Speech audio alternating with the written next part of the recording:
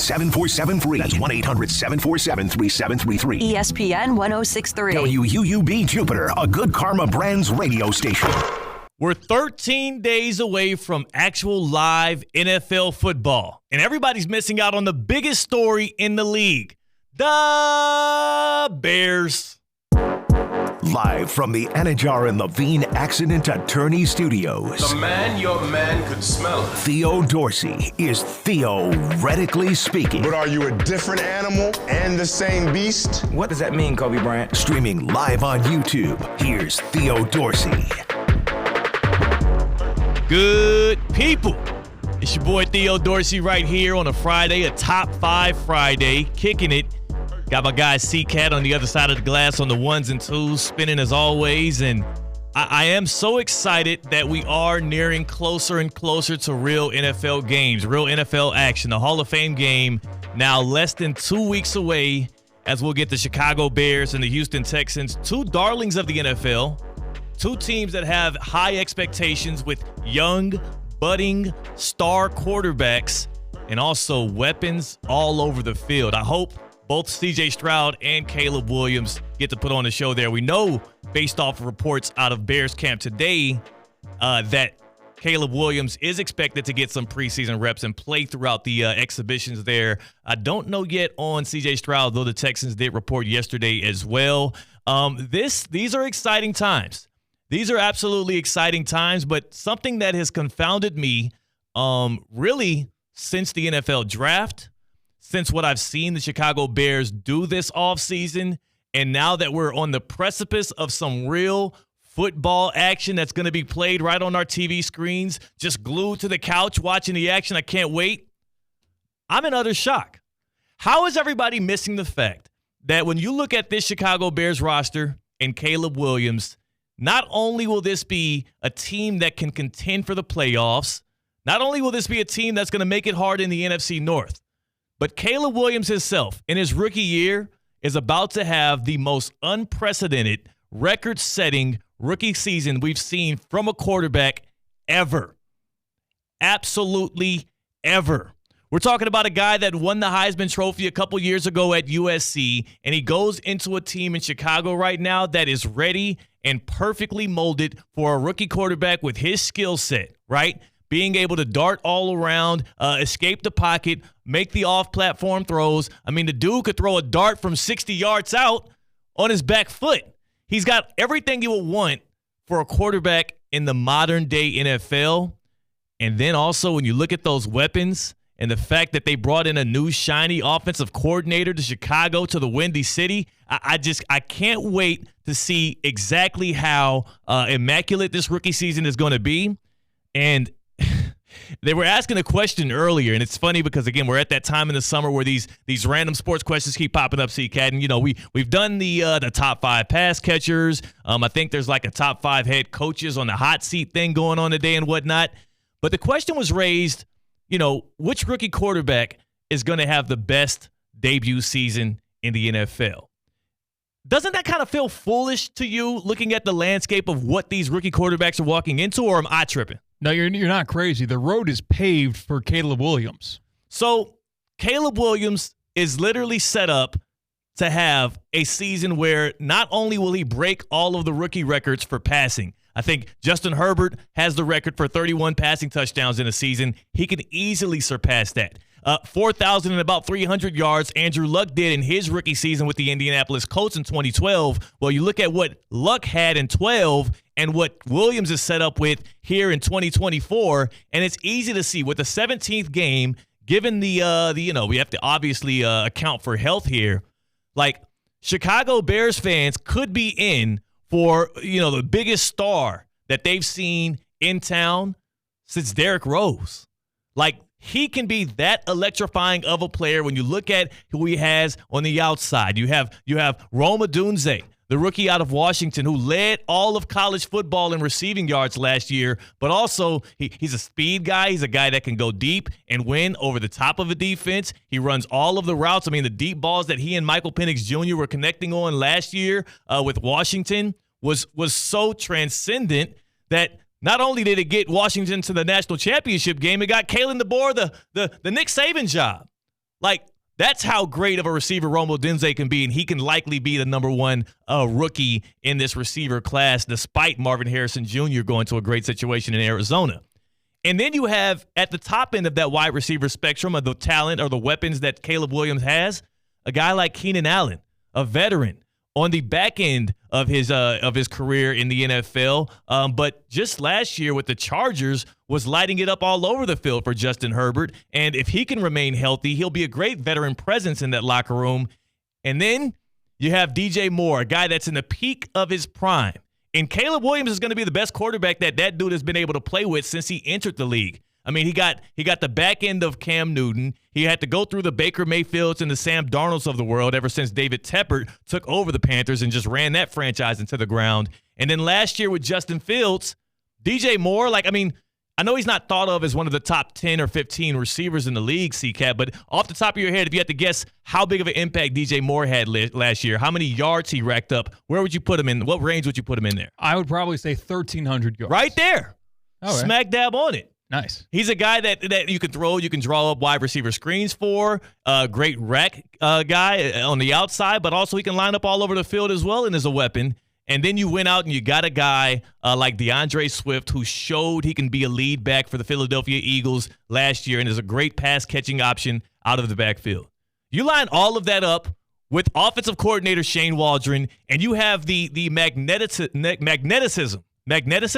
Yeah, that's a word. Yeah. I'll work with it. Maybe magnetism? Magnetism. There we go. You have the magnetism that Caleb Williams has. I know he paints his nails. I know that offends some dudes who have that toxic masculinity, but just know that those nails are attached to those big, bold hands that Caleb Williams has, and that's attached to that elite arm that Williams has, and he's going to be slinging that ball all over the field this year. I'm thinking he's going to be so good, and his rookie season is going to be such a sight to see.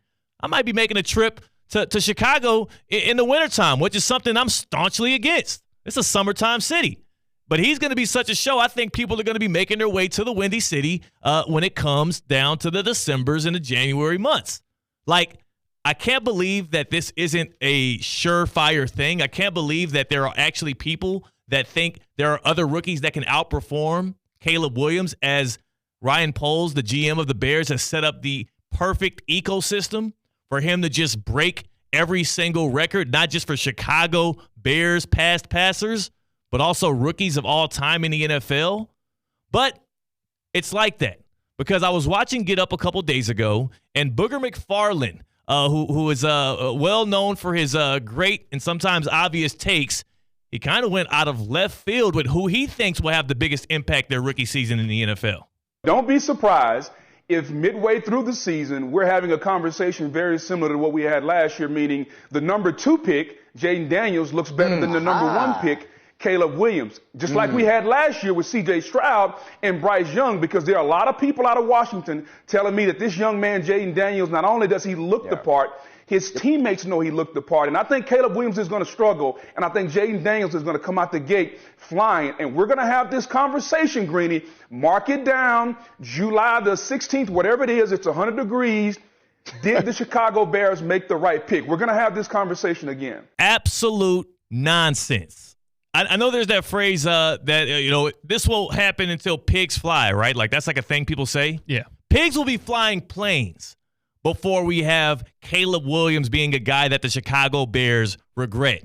There is no way in hell that with that setup and that offensive coordinator and Matt Eberflus literally coaching for his life, right? Like this is a guy with his back against the wall who can't afford to have a down season. The Chicago Bears were a 7-win team last year. They had the number 1 overall pick because the Panthers are idiots, and they traded it away to them with DJ Moore to go get Bryce Young last year. There is no scenario in which I see Caleb Williams not just falling short of expectations, but not exceeding them in ways that end up being historic. There is no scenario in which, outside of injury, I don't see Caleb Williams walking away with that Rookie of the Year trophy. You might as well etch his name into the plaque right now. Why are we wasting our time? Caleb Williams not only should be the unmitigated, favorite to win Rookie of the Year. I would say when you look at those rookie records, 4,300 yards from Andrew Luck, 31 touchdowns from Justin Herbert, that's the floor for Caleb Williams. With those weapons, with that squad that hasn't seen quarterback play like that in the history of its franchise, Caleb Williams is going to blow it out of the water. But there's other guys out there. If you're like Booger McFarland, maybe you like Jaden Daniels. If you like other folks who think Drake May's the best quarterback in this draft, maybe you think he makes way in New England under new head coach Gerard Mayo. I just say no way, Jose. But hit us up on the Baptist Health Hotline. Let us know who you think will be the quarterback in the NFL that will have the greatest debut season, that will have the most impact when they first step on that field and play those 17 games for their newly minted franchises. The Baptist Health Orthopedic Care Hotline. Are you experiencing foot and ankle pain and need to see an expert in the field? Baptist Health Orthopedic Care is a team of foot and ankle orthopedic surgeons and specialists who are regarded as leaders in their specialty. Visit baptisthealth.net/ortho to learn more today. Baptist Health Orthopedic Care combines its resources of experienced physicians and leading-edge treatments and technology to provide advanced orthopedic, foot and ankle, joint replacement, spine, and sports medicine care. Visit baptisthealth.net/ortho for more information today. Baptist Health Orthopedic Care has offices conveniently located in Palm Beach County through the Florida Keys. Learn more by visiting baptisthealth.net/ortho. 888-760-3776. 888-760-3776. Which rookie quarterback is going to have the greatest impact this season in their debut year in the NFL? And CCAT, it's got to be Caleb Williams, and everybody else is a distant second. The gap between Caleb Williams and the rest of these rookie quarterbacks, given talent and the situations that they're going into, is bigger than the gap between Patrick Mahomes and the next quarterback down. When we talk about who's number 2 between Lamar Jackson, Joe Burrow, and who else? Josh Allen. Like, that's how big of a difference it is for me, and I got to rock with Caleb Williams. CCAT, who do you think? I mean, there's Drake May. There's Bo Nix out there with Sean Payton, the quarterback whisperer. Who do you think can have a season to at least compare to Caleb Williams? I love to disagree with you, Theo. I really do, but I can't get myself to that spot now because you talked about the numbers on the field that offense is going to break, the records that you're going to see with the Chicago Bears offense. Fail to mention, the defense was one of the best in football in the second half of the season. Yeah. The defense was tied for first in the NFL in interceptions and first in the NFL with rushing yards allowed per game. And in 2024, that Chicago Bears team has the third easiest schedule in the league. Come on. They're going to roll through that division.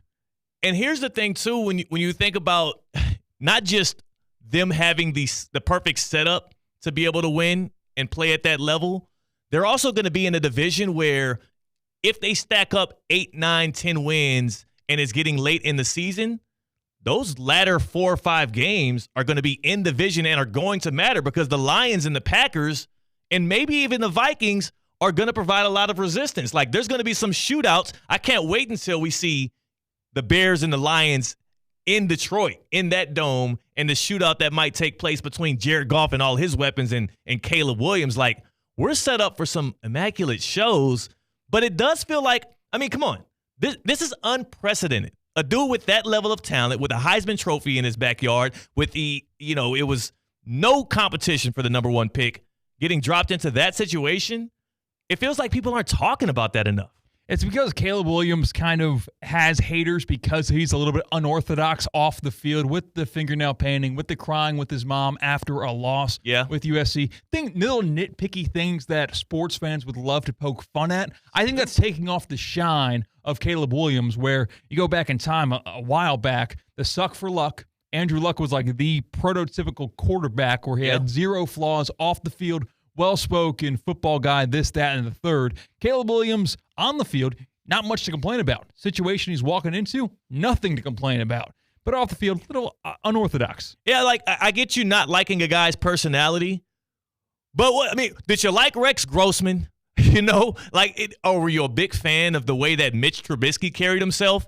If you're a Bears fan, the bar is extremely low for when it comes to the on-field product. I don't care what the hell the quarterback wants to do, in the stands with his mom or on his fingernails or whatever the heck else Caleb Williams does that offends folks.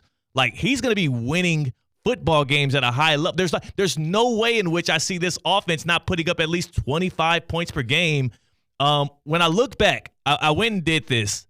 I was curious because Obviously, it's unprecedented for a guy of that talent level to have this much talent surrounding him.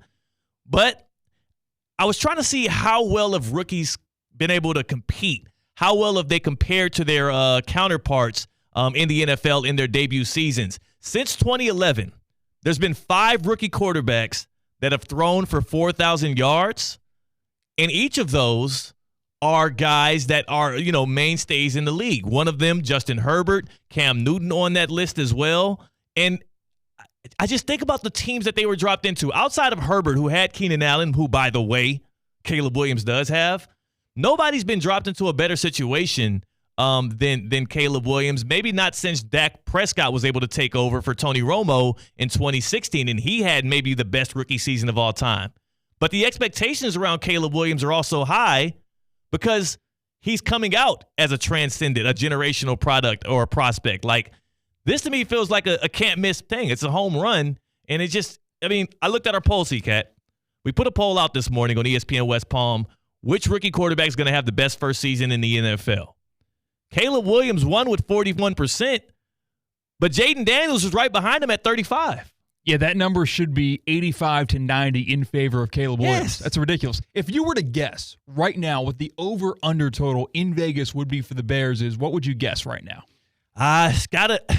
They won 7 games last year, and that was sans Roma Dunze, DeAndre Swift, and Caleb Williams. Keenan Allen, too? Keenan Allen, too. And then also you're going to get a full season of Montez Sweat, who they traded for midseason. The over-under in Vegas has to at least be, it's probably 9.5.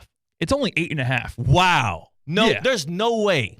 So you're telling me that those additions, plus another year of Matt Eberflus coaching for his life, the infusion of Shane Waldron, who is he's a Shanahan, he's a who's McVay guy, like he's one of those offensive geniuses. Shane Waldron, offensive coordinator for the Seahawks, who recovered Geno Smith. Remember, they wrote me off and I didn't write back. That was the doing of what Shane Waldron did with the Seahawks offense.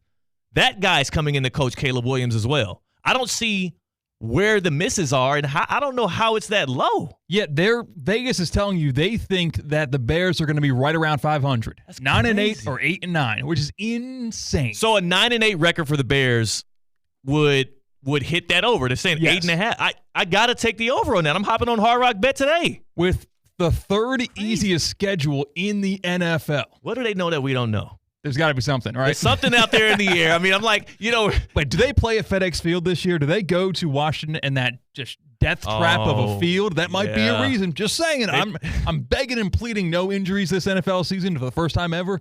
But just saying. Vegas knows things, dude. And I will say, too, the Bears didn't really invest in a veteran backup quarterback. I think it would be Tyson Bagent, who still would be the backup behind Caleb Williams. They go to Washington this year, week 8. Oh, no. We figured it out. We have figured it out. I was all over the Bears. I've said they're going to win the NFC in the next 3 years. The Chicago Bears are undoubtedly going to win the NFC in the next 3 years, the way that Ryan Poles is building this thing out. And, again, having a guy at quarterback, right? Like, he's not just an above replacement average guy. He's not like a Jared Goff, a Tua Tagovailoa, even a Trevor Lawrence. He's a step above those guys as a prospect, and all that talent and the way they're investing into it. Cole Kmet, I didn't even mention him. He's a top 5 or 10 receiving tight end in the league. I'm just saying, this Bears squad is being not talked about enough. And you know what? I'll be in Chicago in 2 weeks. I'm going to prod the media out there. Maybe it's your fault, Courtney Cronin. I don't know who else is out there in Chicago covering the Bears. A lot of guys. That's the problem. Michael Wilbon back in the day. Michael Wilbon, speak up. Speak up on these dudes. Windy City needs to love. Obviously, when football season does come around, you're going to want to go to a place that you can watch multiple games at once because, out here in South Florida, it's not like we're going to have Bears games on everywhere, but you're going to want to see what Caleb Williams is doing and also maybe your Dolphins and also maybe the Niners. Pull up to a Duffy Sports Grill. 80 or more televisions in every single location. Now, by the time football season rolls around, you won't be able to enjoy what's going on right now, which is the dog days of summer.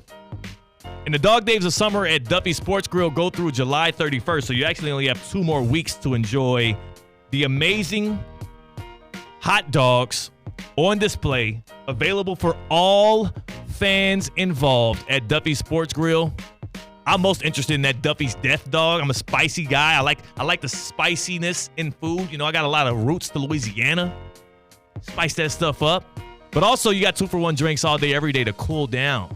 You know what I'm saying? After that Death Dog, you need a refresher. 2-for-1 drinks. It doesn't matter the time. It doesn't matter which Duffy location. It's everywhere.